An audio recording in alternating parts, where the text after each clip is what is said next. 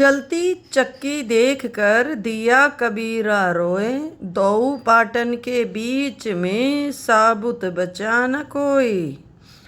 पानी गिरा बुदबुदा आसमानस की जात, एक दिन छुप जाएगा जो तारा प्रभात। अमर करूँ सतलोक पठाऊं, ताते बंदी छोड़ कहाऊं।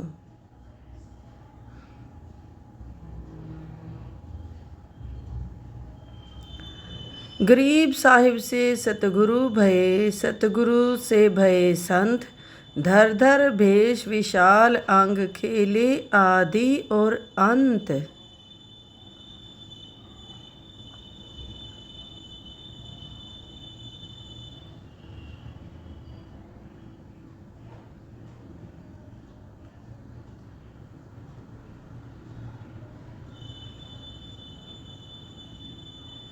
सांस सांस सुमिरन करो, सांस व्यर्थ ना जाए। न जाने कब सांस सांस में अंतिम क्षण आ जाए।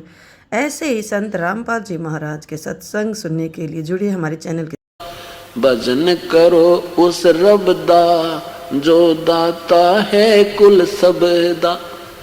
अब भजन भी किसका करना है, ये निर्णय दे रहे हैं संत जी कि उस मालिक का भजन करो। जैसे पवित्र गीता जी अध्याय नंबर 18 के मंत्र नंबर 62 में गीता बोलने वाला प्रभु कह रहा है कि अर्जुन तू सर्वभाव से उस परमेश्वर की शरण में जा, जिसकी कृपा से तू ब्रह्म शांति और सतलोक प्राप्त करेगा। और मेरी भक्ति से तुझे शांति नहीं, ये तो गई गुजरी शांति मेरे से मिलती है। अस्थाई ये शांति नहीं है, बल्कि शांति खत्म हो जाती है, ऐसा गीता जी में स्पष्ट लिखा है। लेकिन ये अनुवादकर्ताओं ने हिंदी अनुवाद गलत कर दिया, मूल संस्कृत सही है अपनी। तो क्या ये परमात्मा आदरणीय गरीबदास साहिब जी भी कबीर परमेश्वर की तरफ संकेत करते हुए कह रहे हैं, भजन करो उस रब दा, जो दाता है कुल सबदा। बिना भजन भय मिटे न जम का, समझ बूझ रे भाई। सतगुरु नाम दान जिन दीन्या, या संतों ठहराई। सत कबीर नाम करता का, सत कबीर नाम करता का। कल्प करे जल देवा, सुमरण करे सुरत से लापे। पावे हर पद बेवा, आसन बंद पवन पद परचय। नाभि नाम जगावे, त्रिकुटी कमल में पद्म झलके। जासे ध्यान लगावे, सब सुख मुक्ता सब सुख भुगता। जीवत मुक्ता दुखदारी दर दूरी। ज्ञान ध्यान गलतान रहे, पद ज्यों को रंग कस्तूरी। गजमोती हस्ती के मस्तक, उन्मन रहे दीवाना। खावन पीवे मंगल घूमे, 8 बखत गलताना। ऐसे तत्पद के अधिकारी, पलक अलख से जोरे। तन मन धन सब अर्पण कर ही, नेक न माथा मोड़े।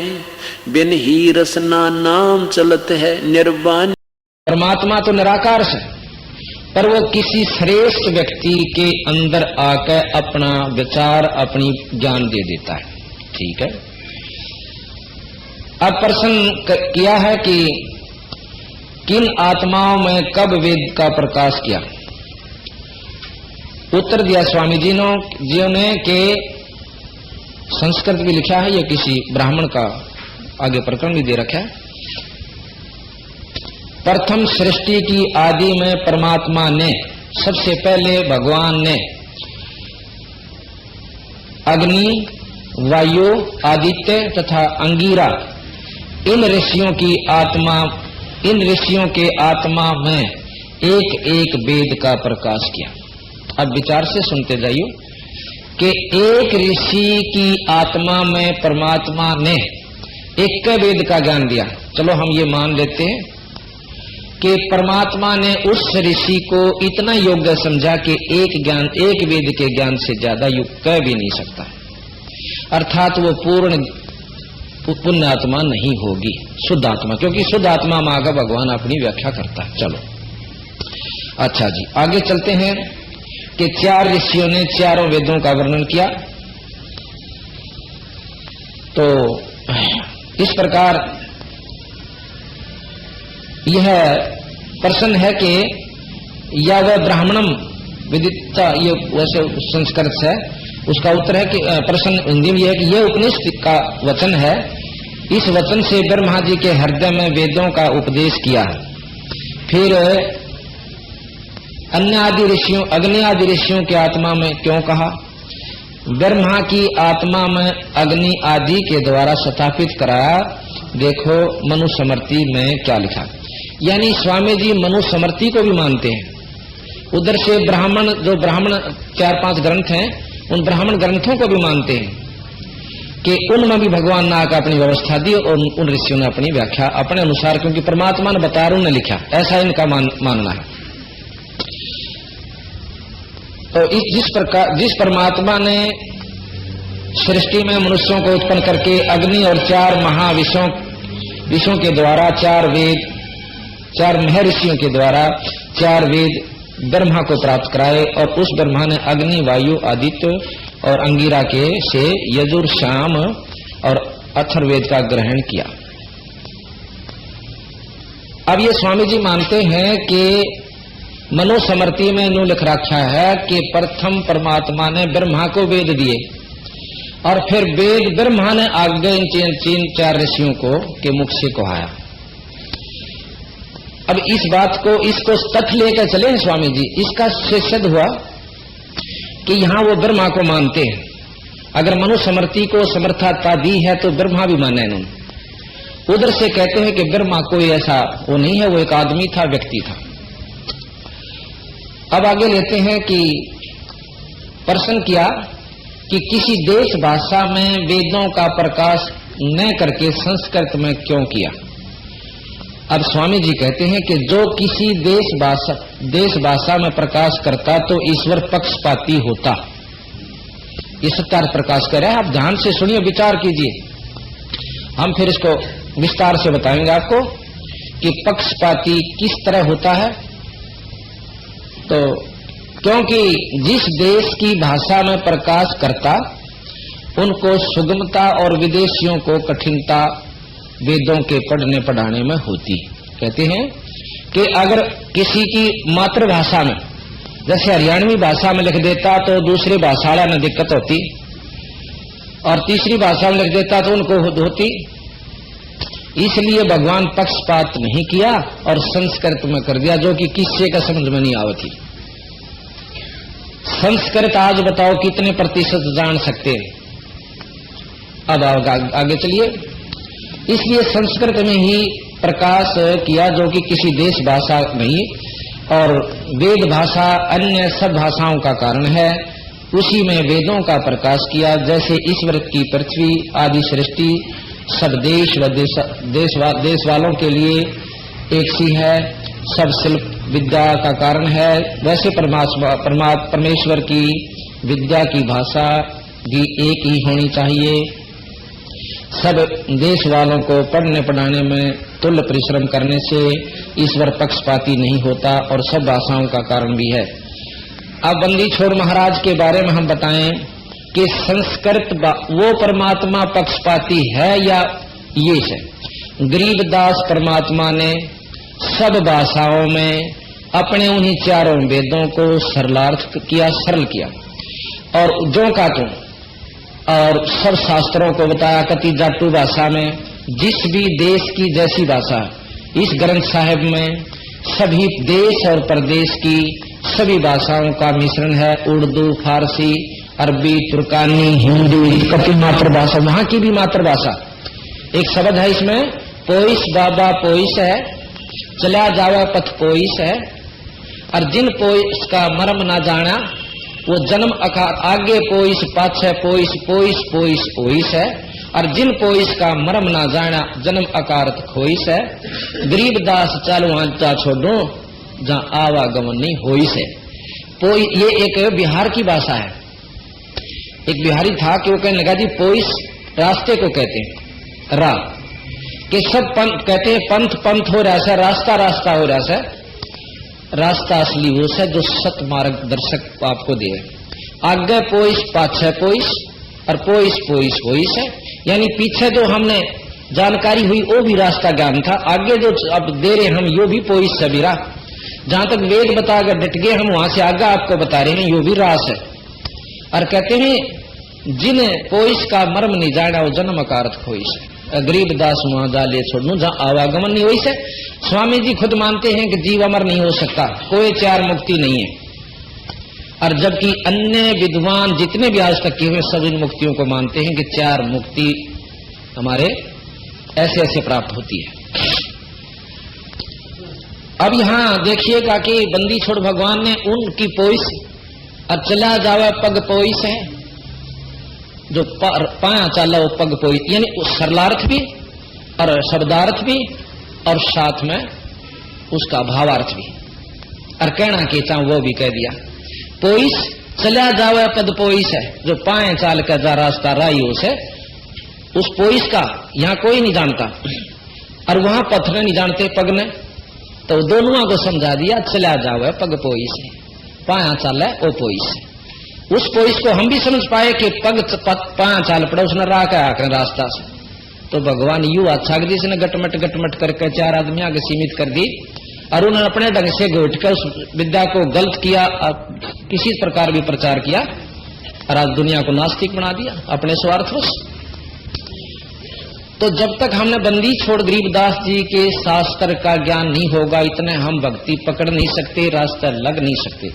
इन्होंने कभी किसी की क्रिटिसाइज नहीं करी और ये जो ग्रंथ साहब सच्चार्थ प्रकाश है इसमें केवल क्रिटिसाइज 90% भरी हुई है। ये प्रश्नोत्तरी नारी है, आपको आगे दिखाएंगे कि उस पंथ में ये घटियापन है, उसमें ये घटियापन है, वो इतने गंदे हैं, उन वो ऐसे करते हैं। कबीर साहब के बारे में आपको जानकारी मैंने दी थी, ABC का भी ज्ञान मेरे ख्याल के बिल्कुल प्रमाणित है कि स्वामी जी ने नहीं था बंदी छोड़ के बारे में, और फिर भी लिख दिया कि वो तो एक तुच्छ बुद्धि जीवों का रास्ता है और जो है उसके से नीच व्यक्ति इकट्ठे हो जाया करते, उन पर अपनी धाक जमांदा जाए पाछ लोगों ने उसको सिद्ध बना लिया। कोई नहीं, जैसा भी कोई लिखा अपने लिए लिखता है, अपनी बुद्धि अनुसार नहीं लिख सकता है, कोई ऐसी बात नहीं। अब आप जानकारी पूर्ण रूप से हो जाओगे जब आपको पता चल जाएगा कि बंदी छोड़ क्या चीज थी। बड़ा तेज कर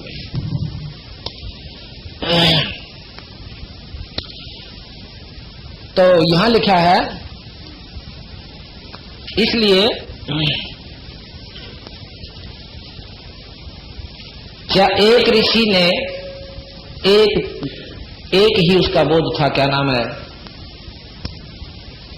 वेद का, अर्थात वो ऋषि भी पूर्ण नहीं था। और बंदी छोड़ने जब एक ने चारों वेद 6 शास्त्र 18 पुराण 11 उपनिषद महाभारत गीता, एक अनपढ़ आदमी के लिए जिसको कति ज्ञान नहीं है उसके लिए ये सब ज्ञान, इसलिए इस तरह समझो कि कहीं कुछ हुआ ना हो। आप नवजात शिशु को 10 साल के बच्चे ने पकड़ो और उससे पूछो कि महाभारत कद हुई थी, वेद के बताओ से वो नहीं बता सकता। वो कन्नो कहेगा क्यों से वेद किसे कहें से वेद। और ये 10 साल के बच्चे ने बंदी छोड़ कबीर शाह गरीबदास जी ने अपनी वो चारों वेद बताए, 18 पुराण 11 उपनिषद महाभारत गीता, वो सब कुछ लिख दे और फिर अगला अपना भेद बता दिया। यहां तक बिल्कुल सही मिला दिया कि ये ठीक से भाई, अर्थात उस बच्चे ने जब वो पिछला ज्ञान था तो आगे जो लिख रहे हैं वो गलत नहीं हो सकता जब पिछला सही मिला है। तो इसके बाद हम आपको बताते हैं आगे बंदी छोड़ने, ईश्वर निराकार है, वह आकार में नहीं आता। ये 155 पेज पे है। और उधर से आपने यजुर्वेद के 5वें अध्याय के 32वें श्लोक में कल परसों हमने बताया था कि वो खुद मानते हैं, वेद मानते हैं, महर्षि जी तो चाहे ना भी मानते, परंतु वेदों का तो सरलार्थ उन्होंने जो का तो किया कि वो ईश्वर, वो कबीर नाम का परमात्मा एक, और वो सर्वव्यापक है जिससे सारी सृष्टि चेतन है, सबका आधार है, वो अपने सत धाम युक्त है। धाम स्थान को कहते हैं। जब भगवान का स्थान है, लोक है, तो वो आकार में भी है, अर्थात निराकार निरा नहीं है। यही कबीर साहब कहते हैं कि वो आकार में भी है आकार किसे कहते हैं? जैसे हमने निर्गुण सरगुण निराकार शक्ति क्या होती है, जिस प्रकार प्रधानमंत्री अपने निवास स्थान पर या कार्यालय में या कहीं अपनी सरकारी दौरे पर होगा आकार रूप में, पर प्रधानमंत्री की निराकार शक्ति सत्ता, उसकी धाक हिंदुस्तान के कण कण में व्यापक है, कोने कोने में। उसी प्रकार मुख्यमंत्री की भी निराकार शक्ति अपने राज्य में के कण कण में व्यापक है। उससे नीचे आ जाइए, डिप्टी कमिश्नर, एसपी या और बड़े अधिकारी ले लीजिए, कोई भी किसी महकमे का है, उस बड़े अधिकारी की अपनी शक्ति भी उसके महकमे के हर कार्य क्षेत्र में सर्वव्यापक है। ये देवी देवता मा जाए दूसरे अफसर। तो इस प्रकार मतलब ये मतलब उदाहरणार्थ कह रहा हूं मैं, इनको देवी देवता ना समझो कि ये देवी देवता है, ये उदाहरण दे रहे कि इस प्रकार निराकार शक्ति है। तो इसी प्रकार निराकार रूप में निरंजन अपने लोक में है, जैसे आपको कल दिखाया था। इसका अलग से एक लोक भी है और आकार रूप में, और निराकार रूप में सर्वव्यापक है अपने 21 ब्रह्मांड में, जैसे मुख्यमंत्री अपने राज्य में पूर्ण रूप से व्यापक है। इसके ऊपर परब्रह्म है, अक्षर पुरुष का, जिसके नीचे पता नहीं कितने निरंजनांश, और वो भी जैसे मुख्यमंत्री के नीचे 10-12 जिले, कई बड़े राज्यों में 20-20, 25-25 भी हैं जिले आते हैं, डीसी आते हैं, आईएएस अफसर आते हैं, कमिश्नर आते हैं, और इनसे ऊपर मुख्यमंत्री प्रधानमंत्री है, जिसके नीचे कई मुख्यमंत्री उनके आ जाते हैं, यानी वो ज्यादा शक्तिशाली है। कबीर साहब ने जौका तो भेज दिया है, और महर्षि दयानंद जी तथा अन्य ऋषियों ने केवल ब्रह्म तक की जानकारी दी है। ये आप सत्कर मानिए। प्रश्न क्या कि ईश्वर साकार है कि निराकार? उत्तर मिला निराकार, क्योंकि साकार होता तो व्यापक नहीं हो सकता, जब व्यापक है न होता तो सर्वादि गुणों भी ईश्वर के में न घट सकते, क्योंकि परिमित वस्तु में गुण कर्म स्वभाव की परिमित नहीं है, परिमित रहते हैं। वह शीतोषण अक्षुदा तृषा और रोग दोष छेदन भेदन से भी रहित नहीं हो सकता। ये सब जैसे राजा नौका को तो भूखा भी मर सका है, नौका ना भाई, जैसे ही इनका भाव ये है कि भगवान आकार में है तो उसका सारे दुख होंगे, ये गलत है। जब परमात्मा ही हो गया उस पर दुख किसे? चाहे आकार में है चाहे निराकार में। ईब कोई नौका है कि राजा निराकार शक्ति नहीं हो सकती, न आकाश में नहीं रह सकता, क्योंकि वो भी आम आदमी की तरह दुखी होना पड़ेगा, उसने भूखा भी मरना पड़ेगा, मच्छर भी खाएंगे, ये कति नहीं हो सकता राजा में। राजा के पास वो सुविधा है, वो ठाठ करेगा और आकार में रहेगा। तो ये मतलब है सतगुरु कबीर साहब अनुसार, गरीबदास जी अनुसार कति मिथ्या भाषण है। ये भी नहीं कहेंगे कि मिथ्या है कि इनको जानकारी इतनी थी कि परमात्मा आकार में नहीं आ सकता। अब जंगल में रहने वाले जंगलियों को कदे जान कभी राजा नहीं देखा हो, और ना राजा के बारे में पता हो किसा हो आकर, पर भय जरूर न हो, भयभीत हो जाते हैं। जैसे राजा के अनुचर जाकर उन्हें कूट छेत दें, गोली ताई मार दें, उनको बदमाशी करते हो, तो उनको भय जरूर से कि कोई शक्ति सी है जो वहां से आकर हमने तंग कर जाती है, जैसे अवतार जाते हैं यहां से वहां से आते हैं। तो इस प्रकार हम कति अपरिचित हैं उस परमात्मा के बारे में जो कि आकार और निराकार में है। अगर हम केवल आकार में निराकार में मानते हैं तो ये सारे वेद फेल, ना सारे शास्त्र फेल। हमने और आकार में मानते हैं तो स्वामी जी फेल, और ब्रह्म भी फेल, वेद भी फेल। हमने दोनों को लेकर चलना होगा, और दोनों को लेकर कबीर साहब चले कि ये शास्त्र भी ठीक बताओ और ये भी ठीक बताओ। जैसे 5 अंधे थे,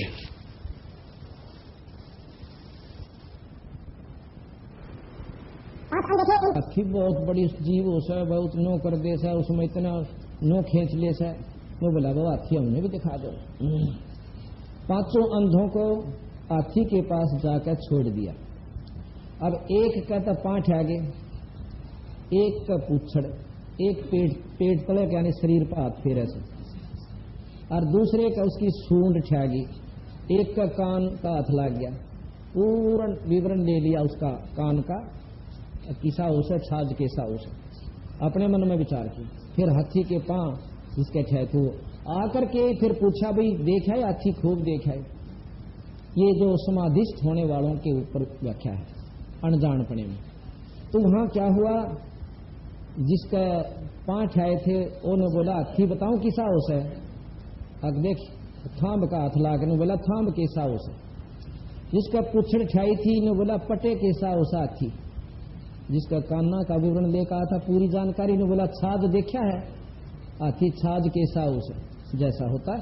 और सूंड ठाई थी ने बोला एक रबड़ की नाली सी हो ना मोटी, ईसा होश हाथी। उन्होंने कहा छोड़ ने हाथी तो भाई थांब कैसा होश है। जिसका पेट पर हाथ फिरा था ने बोला बटोड़े कैसा होश हाथी थे। क्यों करड़ा करड़ा भी होश है और धारा भी इतना होश है। तब पांचों मुक्कम मुक्का घुसम घुसम। एक आ गया क्यों लड़ो सो ने बोला इसने बेरा न ब्यारी अर्जों का हाथी छाज कैसा होश, हाथी तो ईसा मोटा होश है थांब कैसा। और उन तुम भाई के बोला बटोड़े कैसा होश हाथी तो वो कैसे न बेरा है कौन। एक का बोला पटे कैसा होश। तो वो ने बोला जिसको पूर्ण जानकारी है बीरा ये उसके अंग है, इन सबको मिलाकर हाथी बने। अब कोई तो विष्णु भगवान मान रहा है, कोई शंकर ज्ञान है, कोई ब्रह्मा जी ने, कोई हनुमान जी ने, कोई गणेश ने, कोई माताएं ने, और कोई क्या नाम ब्रह्म तक ही सीमित हो गए। बंदी छोड़ते हैं कि ये उस पूर्ण ब्रह्म के अंश है, ये पूर्ण परमात्मा नहीं। इन तक काम डग रहा सोचता और उससे भिन्न भी नहीं, क्योंकि हर जीव महाराज कबीर साहब से आए हैं सतपुरुष से। तो इस प्रकार की व्याख्या जो बंदी छोड़ने दी है बीरा यो किता में लगी। इसलिए परमात्मा भी शरीर धारण नहीं कर सकता क्योंकि वो सारा दुखी हो जा। फिर ऐसे भी यहाँ सिद्ध पुरुष हुए हैं जिनमें अग्नि का भी असर नहीं होता। अर्थात आप देखते हो धोने के ऊपर 5-5 धोने लाकर जेठ की धूप में बैठ जाए उसमें कोई शक्ति सिद्धि है जिस तो उसका असर नहीं होता। और आप बैठ कर दिखाओ जड़ नहीं जाता। तो इसका मतलब ये है कि जब उस एक व्यक्ति में मनुष्य धार शरीर करके आ रहा है, एक संत भगत है और वो साधना कर रहा है, उसका आगे भी असर नहीं कर रही, तो परमात्मा तो उसको बहुत सुपीरियर शक्ति है और वो आकार में आ जाता उस पर भी है जहां पर उस पर कोई भी ये 5 तत्व असर नहीं करते। तो इस प्रकार हमने जो जानकारी थी वो यही थी। अच्छा दूसरी तरफ लिखते हैं वेदों में, आपको दिखाऊंगा कि महाराज कबीर साहब तथा अन्य शास्त्र और कबीर साहब इसको मान्यता देते हैं कि एक इंद्र नाम का भगवान से देवता है जो इंद्र लोक में रहता है। जैसे चीफ इंजीनियर हुआ करे और वो पानी का सारा प्रबंध यानी पानी बरसाना बादल करना ये सब उसके अंडर आते हैं। लेकिन और सारे ठाठ करता है, उसके इतनी उर्वशी है ऐसा लिख रखा है, वो नो नाचता है ऐसे रहता है ऐसे ठाठ है उसके, तो कितनी को सुंदर सुंदर औरतें हैं वहां नाचती रहती हैं, ऐस करता है।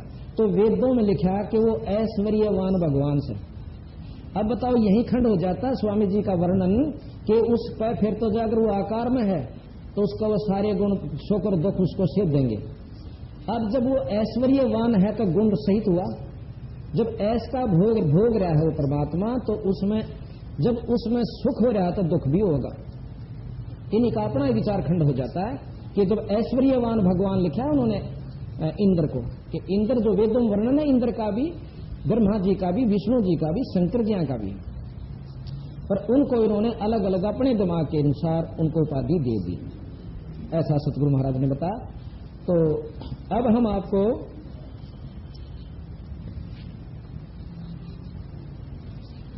बताते हैं सतगुरु कबीर गरीबदास जी के पास एक बार 9 योगी आ गए थे, जैसे हमने आपको वर्णन दे चुके हैं। उन्हें 9 ने भंडारा महाराज से भोजन मांगा सूखा सीधा गरीबदास जियों से छुड़ानी में।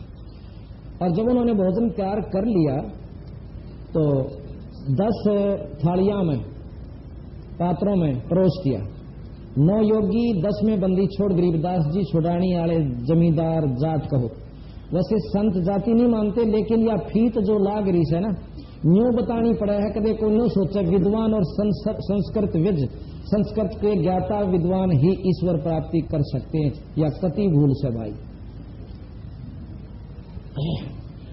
इस चौंध को तोड़ने के लिए हम जाति जो संसारिक है बतानी पड़ रही है। जैसे रविदास जी को बताया कि वो चमार जाति में थे, इसलिए कि उन्होंने 700 ब्राह्मणों को भी नतमस्तक कर दिया, अर्थात विद्वानों की विद्वता की आवश्यकता नहीं, आत्म कल्याण के लिए।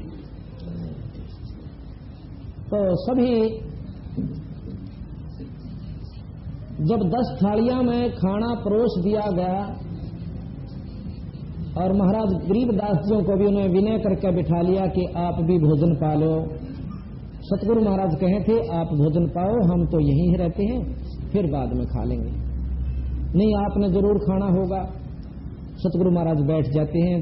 9 योगी बैठ गए, 10 योगेश्वर जो कि आकाश से उड़ के आते हैं, और महाराज जी भी बैठ गए। खड़ा होकर एक ने शंख बजा दिया। 33 करोड़ देवता आकाश मार्ग से आकर के साधु रूप में वहां सारी छुड़ानी की जमीन पर खत्म हो जाते हैं। बहुत दूर तक ग्रीष्म ऋतु थी, पहले जमीन खाली पड़ी रहा करती थी। और कहने लगा वो योगी कि इन सबको भोजन करवा दो। बंदी छोड़ने अपनी शक्ति से उन सबको अपनी थाली पर चादर डालकर और सबको भोजन, वहीं से ऑटोमेटिक अपने आप थालियां चलती हैं, सबको भोजन करवा दिया। इस शक्ति को देखकर वो 9 योगी कहने लगे, हे महाराज, हमने नहीं मालूम था कि आपकी स्तुति सुनी थी, आपकी महिमा सुनी थी, पर न्यों नहीं पता था कि आप सच्चे इतने महान सो। फिर बंदी छोड़ने बोले कि तुम न्यों सोचते हो कि मैंने वेद के बारे में ज्ञान नहीं है, अब मैं आपको वेद के बारे में ज्ञान देता हूं।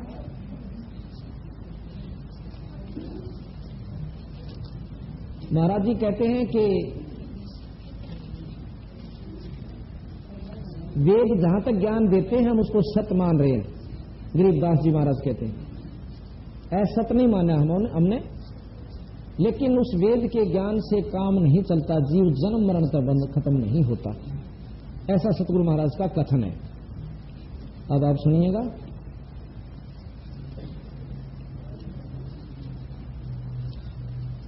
एक समय 9 योगेश्वर बार बार कह रहे थे कि वेदों में ऐसे लिखा है, वेदों में यह साधना लिखी है। कभी कहते थे वेदों में यह क्रिया लिखी है, ब्रह्म रंध्र खोलने की। यह वेद किसे कहते हैं, कृपा बताने का कष्ट करें। यानी प्रश्न किया सतगुरु महाराज से गरीबदास जी, तो बंदी छोड़ उत्तर देते हैं। तो ये मतलब एक प्रश्न उत्तर चल रहे हैं। ऐसे ही एक रमणु नाम का भगत, गुरु भगत था, गुरु भगत से प्रश्न करता, बंदी छोड़ के शिष्ट। तो वो उत्तर दे रहा है कि बंदी छोड़ ने मेरे सामने के वर्णन किया। भाई रमलो, जब 9 योगेश्वरों ने वेद ज्ञान को श्रेष्ठ बताना चाहा, तब महाराज ने चारों वेदों के सारे मंत्रों की गिनती कर बताई तथा कही कि 5वां वेद मुक्ति का है, जिसे सूक्ष्म वेद कहते हैं। उसका आप महापुरुषों को पता नहीं। इन चारों वेदों ने जो इस 5 तत्व के शरीर पुतले को सुरक्षित रखने व कुछ साधन करने, कुछ समय के लिए बैकुंठ की झलक लेकर फिर 84 के चक्कर काटने के तरीके का वर्णन कर रखा। महाराज जी ने बताया कि हे योगेश्वरों, आपको यह भ्रम होगा कि गरीबदास जी को वेदों का अर्थ या ज्ञान नहीं, जानकारी नहीं है। तो कहने लगे, अब सुनो, वेद का अर्थ ज्ञान, यानी ज्ञान भी बोलना से इसने, ये ज्ञान कह लो चाहे ज्ञान कह लो, बात अपनी भाषा समझाता हो उसे कि ज्ञान की फेफड़ी भाषा की है, ज्ञान किसे कहें। वेद का अर्थ ज्ञान होता है। 4 वेद हैं, चारों में अलग अलग ज्ञान है। वेद की उत्पत्ति का भी कई महापुरुषों को भ्रम है कि कोई कहता है कि 4 ऋषि परमात्माओं ने सर्वप्रथम पैदा किए। अब ये देखो ना, वो 4 ऋषि भी तो भगवान ने पैदा किए होंगे। इन चारों से ने समाधिस्थ होकर वेद ज्ञान लिखा, प्रत्येक ने एक एक वेद की रचना की। यहाँ एक संशय उत्पन्न होता है कि वे ऋषि ज्ञान संपन्न नहीं थे, क्योंकि एक ऋषि को एक ही वेद का ज्ञान था, दूसरे का नहीं। ऐसे अधूरे ज्ञान वाले व्यक्ति महापुरुष से यह उम्मीद नहीं की जा सकती कि उनका ज्ञान श्रेष्ठ है। सर्व ज्ञान उत्पन्न हो, सर्व ज्ञान संपन्न तो एक ही बहुत है। जिस प्रकार कबीर साहब ने 4 वेद व 18 पुराणों, 6 शास्त्रों और 11 उपनिषद, गीता जी, भागवत, रामायण, महाभारत का पूर्ण ज्ञान देकर के मुसलमान धर्म का भी ज्यों का तो वर्णन 4 किताबों वह मोहम्मद की उत्पत्ति तक का ज्ञान दे रखा है कि मोहम्मद जो मुसलमान धर्म के प्रवर्तक हैं वो कैसे उत्पन्न हुए और कौन से लोग आए थे। अब आप बताओ कि 4 ऋषि व बाद में पुराणों व गीता भागवत रामायण महाभारत लेखकों का ज्ञान श्रेष्ठ है या उस एक महात्मा या सारे ने सारा विवरण जो का तो ही लिख कर फिर आगे उनसे ऊपर की शक्ति का भी ब्यौरा दे रखा है, वह श्रेष्ठ है। नौ योगेश्वर ने कहा कि हम आप गरीबदास जी से कह रहे हैं ना कि कबीर साहब से। ने बोले हम आपने पूछा, हाँ कबीर साहब का नहीं पूछते। आप अपने ज्ञान का परिचय दें। महाराज जी ने कहा कि यदि पूर्ण विवरण चाहिए तो वो केवल एक ही सारे ही वर्णन का दे दिया, उनका ज्ञान श्रेष्ठ। अब यहाँ चारों को सबको ले लिया।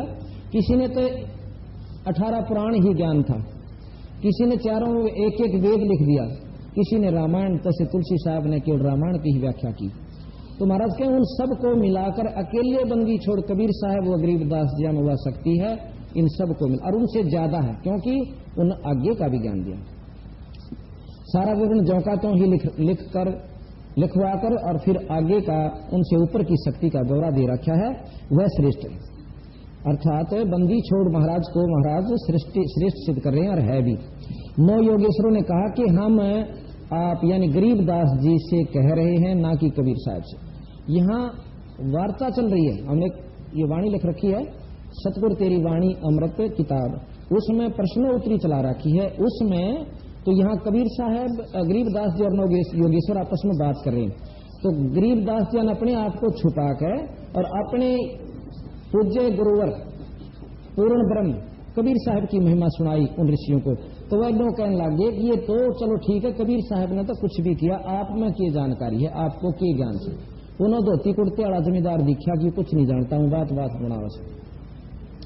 तो आपको क्या जानकर, हम आपसे पूछ रहे हैं, कबीर साहब से नहीं। आप अपने ज्ञान का परिचय दें। महाराज जी ने कहा कि यदि पूर्ण विवरण चाहिए तो हम मेरे द्वारा लिखवाया गया ग्रंथ तुम्हारे चारों वेदों को मिलाकर भी ज्यादा मंत्रों वाला है। वेदों का विवरण सुनो। 4 वेद हैं, ऋग्वेद, यजुर्वेद, सामवेद, अथर्ववेद। ये चारों वेद बताए। ऋग्वेद में क्या है, इसमें स्तुतियां हैं, भौतिक ज्ञान, निरंजन ज्योत स्वरूप तक का है। इसमें 10 मंडल, 8 अष्टक और 64 अध्याय, 85 अनुवाक और 1028 सूक्त हैं और 1024 वर्ग, 1024 वर्ग, 10,552 मंत्र और 2,53,792 शब्द और 209 देवता और 354 ऋषि यानी इसमें पात्र बना रखे। ये ऋग्वेद का वर्णन है। अब इसके कुल मंत्र जो हैं, अपने जो मंत्र हैं इसमें वेद मंत्र इसमें लिखा है 10,552। अच्छा, यजुर्वेद में लिखा कर्म कांड है, यज्ञ का वेद है, इसमें 40 अध्याय और 1975 मंत्र हैं, 90,525 शब्द हैं, कर्मों व यज्ञों का विस्तार पूर्वक वर्णन है। अब साम वेद है, उपासना साधना का वेद है, ज्योत स्वरूपी निरंजन तक है, इसमें 27 अध्याय हैं, 87 श्याम, 1875 मंत्र। श्याम के 2 भाग हैं, पूर्वार्चिक उत्तरार्चिक। आगे अथर्ववेद, इसमें साधना से प्राप्त उपलब्धियों का वर्णन है। जिस प्रकार साधक को पता चल जाता है कि उसकी साधना किस स्थान पर है, क्या स्थिति में है। इसमें 20 कांड, 25 प्रापाठक, अनुवाद, 760 सूत्र सूक्त और 731 वर्ग व 5,977 मंत्र हैं। यह लिखा है कि 21 ऋग्वेद की, 101 यजुर्वेद की, 1000 सामवेद की और 9 अथर्ववेद की, कुल चारों वेदों की 1131 शाखाएं हैं। चारों वेदों के कुल 20,379 मंत्र हैं। चारों वेदों के मिलाकर के कुल 20,379 मंत्र हैं। अब सुनो मेरा गरीबदास का ज्ञान। मैं निअक्षर हूं, मैंने ग्रंथ लिखवाया है जिसमें 24,000 मंत्र हैं। जो 5वां वेद है हम संत हरदम पढ़ते हैं, वह सूक्ष्म वेद है। चारों वेदों को पढ़ने वाला कभी भी जमदूतों से के जपेटों से नहीं बच सकता। गरीबदास जी की वाणी माता है, गरीब जो नर चारों वेद कथनते, देखे जम की जाली, यानी काल के ही जाल में रह गई। भैरों ने रक्षा ना कीनी, ना खित्र पाल रखवाली। गरीब ज्ञान दान ब्रह्मा दिया, सकल सृष्टि माही, और सोम डूम मांगत पर जिन कुछ दीना नहीं। अब सतगुरु महाराज कहते हैं, गरीब चारों युग में हम पुकारे, कोक कया हम हेल रे, भाई हीरे माणिक मोती बरसे, यो जग चुगता ढेल रे। कि हम जो रास्ता मार्ग दर्शन कर रहे हैं वो सत्य है, और जो तुमने आज तक सुना वो मतलब ब्रह्म तक की स्थिति का ही आपको ज्ञान है।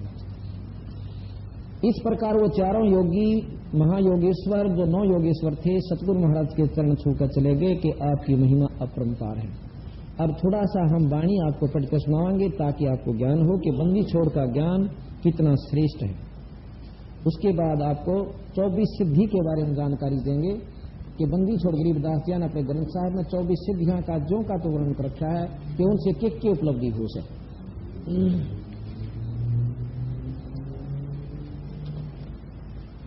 सतगुरु महाराज गरीबदास जियों का मूल ज्ञान थोड़ा थोड़ा सुनाएंगे, क्यों ज्यादा तो ये अकेला मूल ज्ञान इतना माने 10 दिन में इसका व्याख्या हो।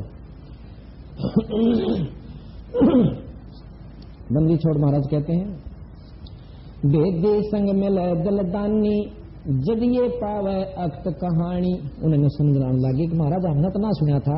वो योगी कहने लगे कि ऐसा ज्ञान बंदी छोड़ हमने तो नहीं सुना था। उन्होंने बोले वेदी संग लीजे दलदानी, जिसने वो जानकारी हो उसके शिष्य बनो।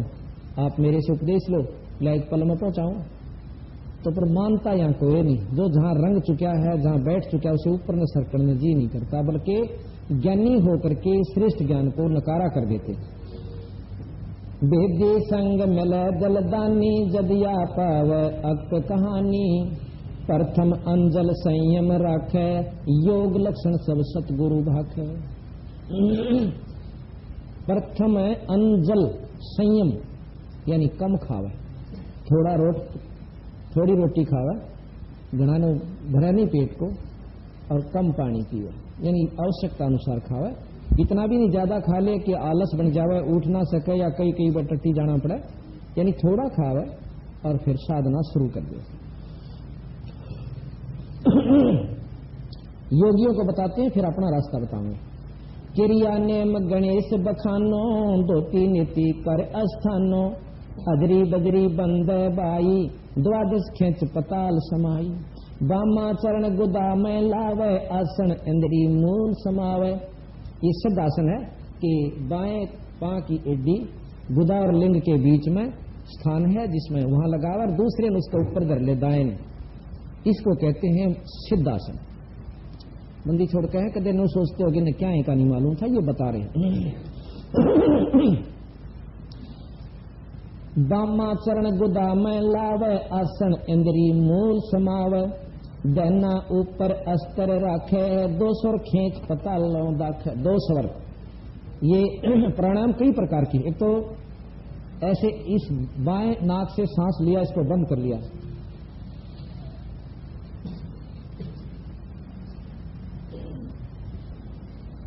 फिर बाएं को बंद किया, दाएं से काट दिया, फिर वापस दाएं चले।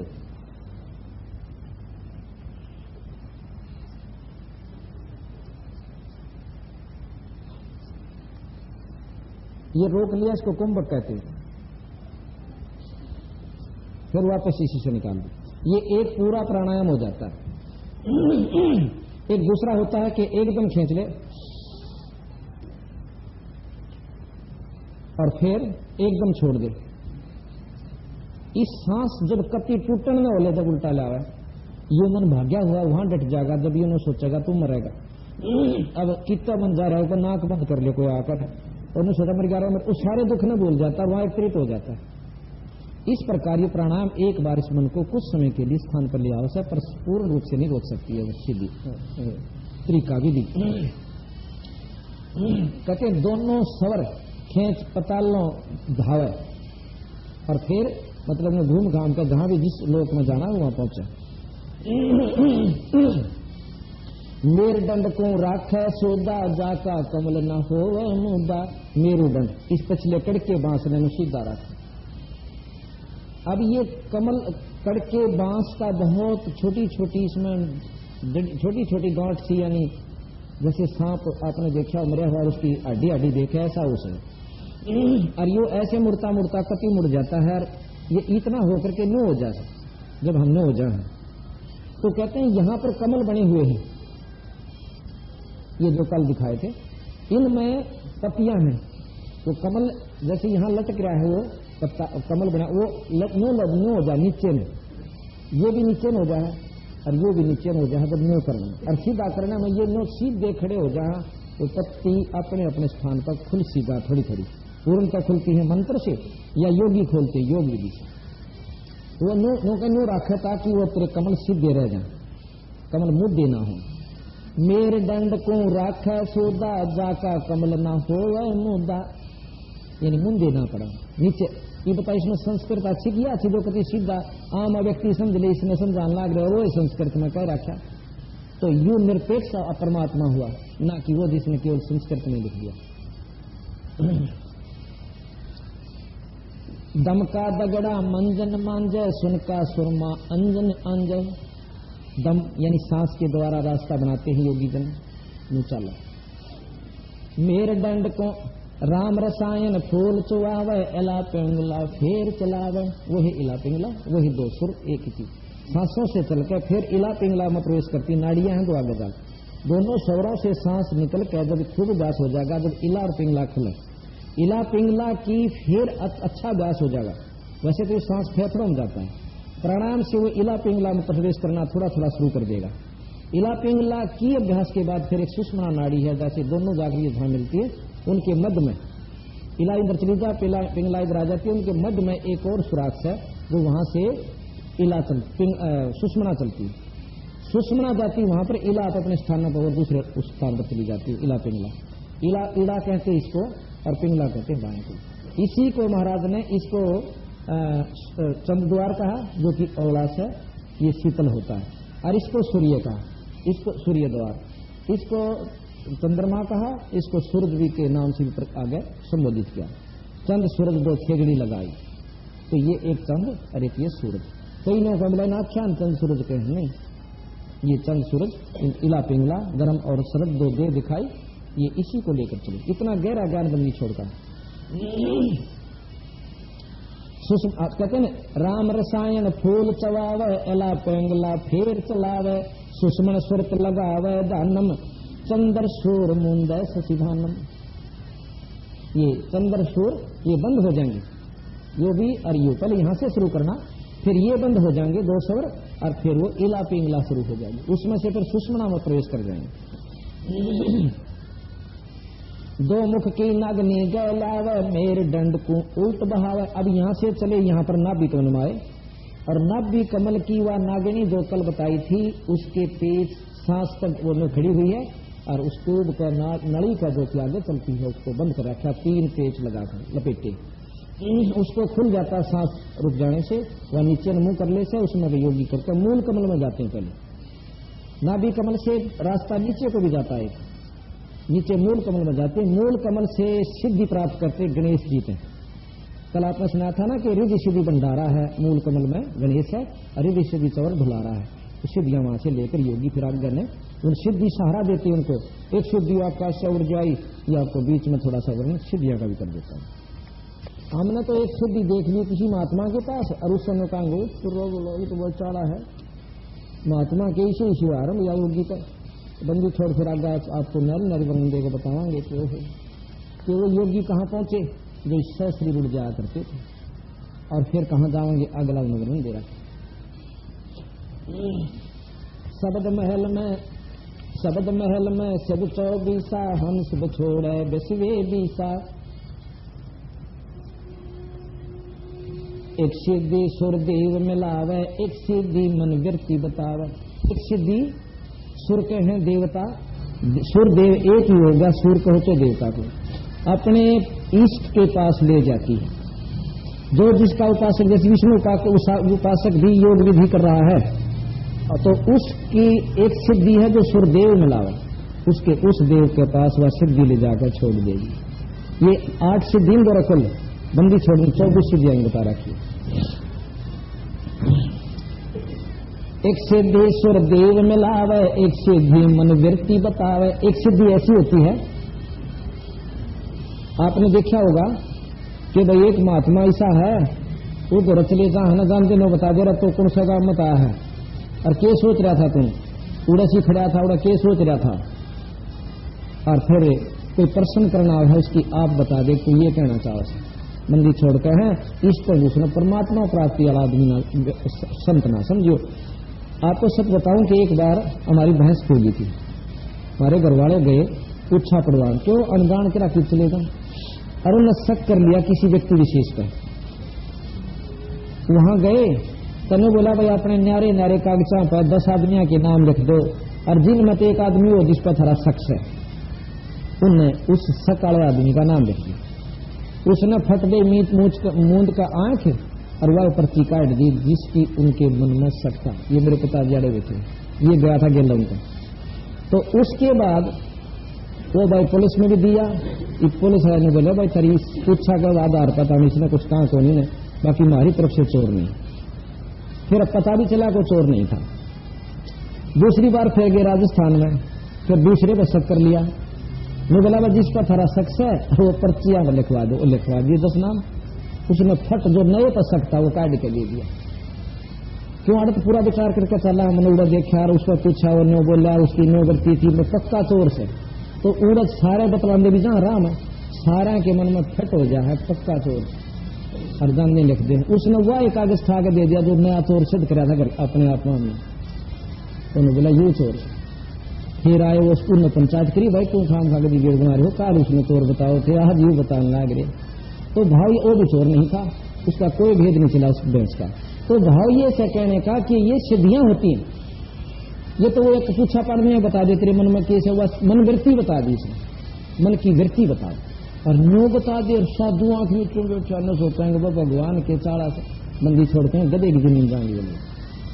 इस सतगुरु का प्रमाण से आपके सामने प्रमाणित है, कोई ऐसी वैसी बात नहीं है, तो हम अपने घर से कहते हैं। एक सिद्धि सुर देव मिलावे, एक सिद्धि मन वृत्ति बतावे, एक सिद्धि हो पवन स्वरूपी ही, एक सिद्धि हो वह अनुरूपी। एक सिद्धि हो पवन स्वरूपी, हवा में के समान हो जाते हैं, दिखते नहीं। एक सिद्धि निस्वासर जागे, एक सिद्धि सेवक हो आगे।